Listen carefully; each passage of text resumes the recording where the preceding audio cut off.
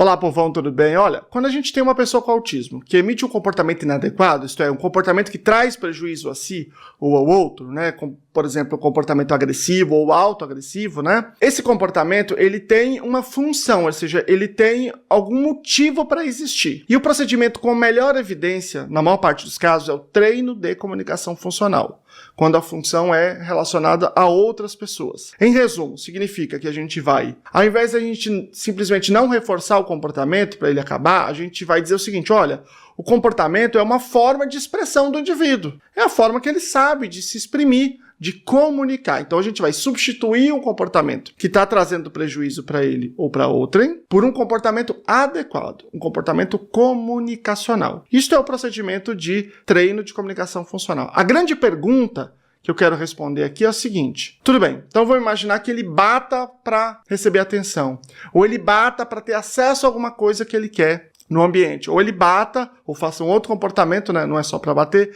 para se livrar de alguma situação que é aversiva para ele. Quando eu substituir isso por um comportamento adequado, eu vou substituir por um comportamento adequado que é uma troca de cartão, ou seja, ele pega um cartão e me entrega, ou um sinal, no caso do Brasil seria um sinal provavelmente de Libras, ou por uma fala. Eu tenho essas três opções aqui de modalidades. Qual das três eu devo usar? A resposta rápida é a seguinte: em geral, o preferencial é a troca de cartão, ou seja, eu substituo pela troca de um cartão. Mas tem uma exceção, em que a gente usa a fala, em que a fala é prioritária.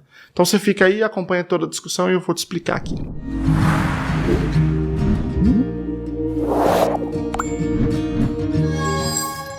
Meu nome é Luciano Lacerda, sou doutor em Educação pela PUC São Paulo, fiz o pós-doutoramento na Universidade Federal de São Carlos, no Departamento de Psicologia. Eu estudo autismo e práticas baseadas em evidências. E esse procedimento, o treino de comunicação funcional, ele é uma das práticas baseadas em evidências. Ou seja, quando eu tenho um comportamento problema, eu já dei aqui a definição do que é um comportamento problema, né?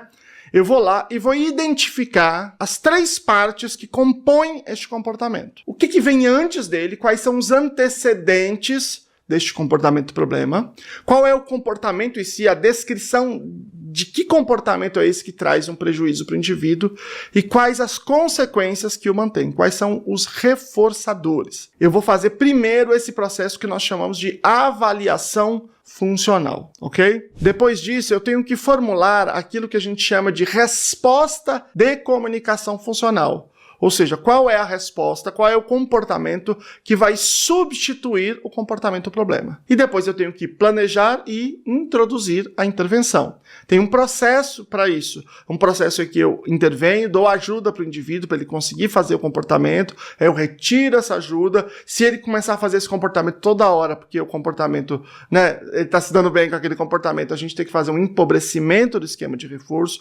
Tem várias formas de fazer isso. Eu já fiz uma aula completa de 1 hora só explicando esse procedimento. Tá aqui a aula também, uma aula sobre treino de comunicação funcional, ok? Tá lá tudo explicadinho. Bom, mas aqui eu quero responder qual é o tipo de resposta de comunicação funcional que eu vou selecionar. Vou selecionar a troca de um cartão, ou seja, eu ensino o indivíduo a pegar um cartão.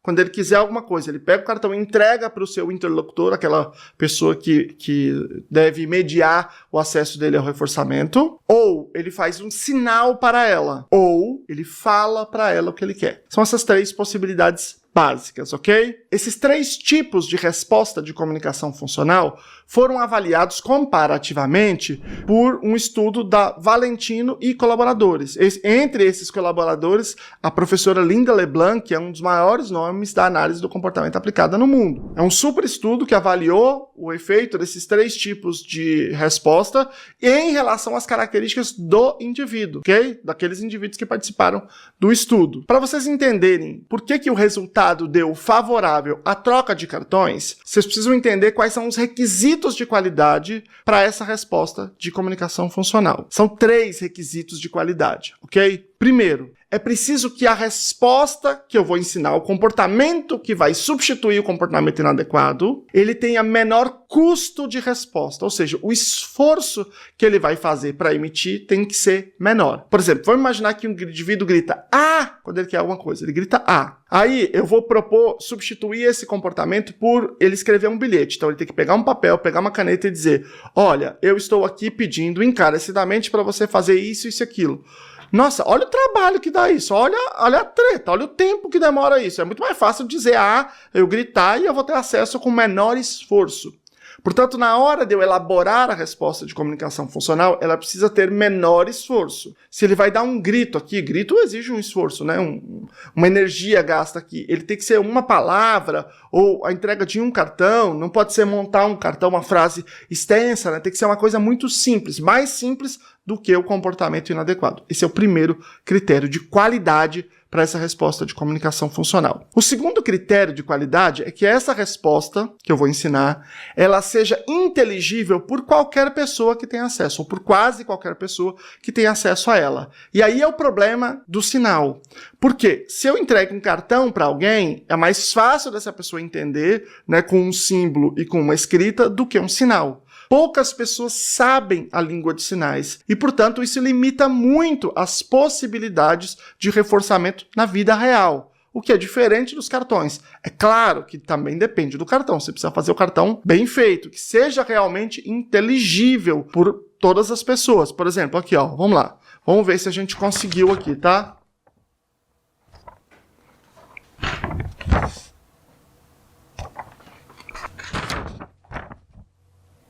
Deu para entender? Eu não sei, você não consegue falar comigo. Eu só vou saber se a gente tiver aqui curtido, o pessoal tiver ativado o sininho, tiver se inscrito, aí eu vou saber se realmente deu para entender. Ou seja, se a nossa resposta de comunicação funcional aqui, substituindo a resposta de falar verbalmente, foi efetiva. Ela atendia esse critério de qualidade. E o terceiro critério de qualidade, aí é que entra a distinção entre o cartão e a fala, é que tem que ser fácil de ser ajudado. O que é ajuda? Ajuda é um antecedente a mais que eu dou para o indivíduo. Por exemplo, vamos imaginar que a situação seja a seguinte: ele quer ter o celular, ele quer pegar o celular, um indivíduo quer pegar o celular. E toda vez que ele quer pegar o celular, ele se bate. Aí alguém fala: olha, meu Deus, ele está nervoso, dá o celular para ele. Ou seja, diante da privação do celular, antecedente, em casa, diante dos pais, provavelmente, ou outro cuidador, ele emite o comportamento se bater, digamos que ele dê tapas no próprio rosto.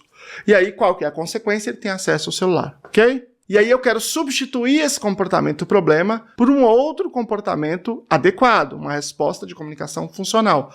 Aqui eu não estou discutindo se ele deve ou não deve ter acesso ao celular, se tem que diminuir, não tem que diminuir. Essa é uma outra discussão. Aqui eu estou partindo do pressuposto que, nesse caso específico, a avaliação é que o problema maior é ele se bater, ele está se machucando, então a gente vai substituir o comportamento inadequado por um adequado. Ele vai pedir adequadamente para ter acesso ao celular e a gente vai entregar o celular, ok? Eu tenho duas possibilidades. Ou eu ensino ele a pegar um cartão e a entregar pedindo o celular, ou eu ensino ele a falar, me dá, ou quero, ou celular, ou alguma outra coisa assim. Qual que é o problema aí? Vamos lá. Se ele não entregar o cartão, chegou na hora, ele está privado do celular, está na hora que normalmente ele começa a se bater, e eu vou lá, eu estou com o celular aqui perto, e ele não entregou o cartão. Ele não pediu com o cartão. O que eu posso fazer? Eu posso pegar na mão dele, pegar no cartão, entregar para mim mesmo e dizer: ó, você está pedindo o celular, toma aqui. Isso é uma ajuda física total. Eu posso ainda, depois, dar uma ajuda física parcial, ou seja, eu pego a mão dele, pego o braço dele, direciono para o cartão, mas eu não faço o movimento completo. Eu faço só isso, deixo o celular aqui, ele está vendo o celular, e aí ele completa o movimento. Ele fica mais autônomo, e depois eu posso tirar toda a ajuda, né? Tem outros níveis de ajuda que eu posso dar, e depois eu vou tirar toda a ajuda. Mas é fácil de ser ajudado, porque mesmo se ele não tiver a menor ideia de que aquele cartão vai dar a ele acesso ao celular, eu posso dar ajuda física total. Agora, vamos imaginar, eu decidi que eu vou ensinar a fala para ele. Chegou lá, beleza, eu tô com o celular aqui, tá na hora dele pedir o celular, e eu digo para ele assim, ó, repete para mim, quero, e ele não repete. que você faz? Você consegue garantir que ele vai emitir o comportamento? Não. Aí ele pode começar a se bater e você fica numa situação complicada, porque você tem que dar o celular para parar, porque você não pode pôr ele em risco, e aí você está reforçando o comportamento inadequado. Ou você vai ter que fazer um bloqueio, uma restrição desse comportamento, o que é super complicado. Se ele não emitir o comportamento, portanto, eu não consigo dar uma ajuda que garanta que ele emita o comportamento. Esse é o problema da fala. Eu não consigo pegar na garganta dele e dar ali uma sacudida e ele falar, quero, ou me dá, ou celular. Não é possível. Então, em geral, se eu pensar nos 3 critérios de qualidade de uma resposta para substituir o comportamento inadequado, ou seja, menor custo de resposta, ser inteligível por todo mundo. O terceiro aqui, ser fácil de ser ajudado, a fala, em geral, não vai atender a esse requisito. Mesmo, às vezes, em indivíduos que falem. Às vezes o indivíduo fala tudo, mas ele não fala um tipo de fala que nós chamamos de ecoico, que é eu falo e ele repete. Se ele não falar isso, eu não vou conseguir ajudá-lo. Pode ser que ele fale pedindo o celular, pode ser que ele não fale. Daí que, em geral, o cartão é a melhor opção para você substituir um comportamento inadequado por um comportamento adequado. Exceto, como eu já disse, num caso específico em que isto não é verdade. Quando o indivíduo tem o que a gente chama de ecoico intacto de 2 sílabas. O que isso quer dizer? Quer dizer que antes de você tomar qualquer decisão, você faz uma avaliação. Então você expõe um indivíduo a uma situação em que você testa a habilidade de ecoico. O que é o ecoico? Você fala e o indivíduo repete. Ele consegue emitir esse comportamento. Ou seja, ele está sob controle antecedente de um estímulo verbal. Você fala, papai. Ele ouve. E aí ele emite o comportamento verbal, falando, nesse caso tem que ser falando, com o que a gente chama de correspondência ponto a ponto. Similar àquilo que eu ouvi. Você fala papai, ele diz papai. Você diz mamãe, ele diz mamãe. Falou babo, ele fala babo. Ou seja, eu vou lá, exponho ele a uma série de situações com 2 sílabas, pá, e ele faz. E se isso estiver intacto, você fez uma avaliação ali robusta de ecoico com 2 sílabas e ele conseguiu fazer toda, isso significa que quando eu estiver na situação em que estiver ensinando para ele o comportamento adequado e eu precisar ajudá-lo, eu digo a palavra ou digo a expressão que ele tem que falar e ele consegue repetir. E ele sempre vai repetir, porque como eu disse, nessa minha avaliação, ele mostrou um ecoico intacto de 2 sílabas. Né? Porque em geral, quando você vai pedir alguma coisa, é uma fala um pouco mais robusta do que uma sílaba só. Então, neste caso, sim, a gente pode utilizar a fala. Em todos os outros casos, mesmo que ele fale, mesmo que o indivíduo fale, a gente vai preferir, em geral, utilizar a troca de cartão, mesmo que ele fale, porque ela é superior, porque ela atende a todos os 3 critérios de qualidade de um bom treino de comunicação funcional. Espero que tenha te ajudado aqui. Gente, tem mais de 500 vídeos aqui, mais de 500. Então você pode pesquisar aqui no YouTube, Lucelmo Comunicação Alternativa, Lucelmo Treino de Comunicação Funcional, Lucelmo Comportamento Agressivo e Autismo. Você vai encontrar muita coisa que a gente já publicou e que está disponível para vocês, sempre com bastante referência, com fundamentação científica, sempre respeitando a sua inteligência, a sua criticidade, e você coloca aqui embaixo, né, o que mais você quer que a gente gostaria que fizesse vídeo aqui no YouTube, tá bom? Um grande abraço, gente. Tchau, até a próxima.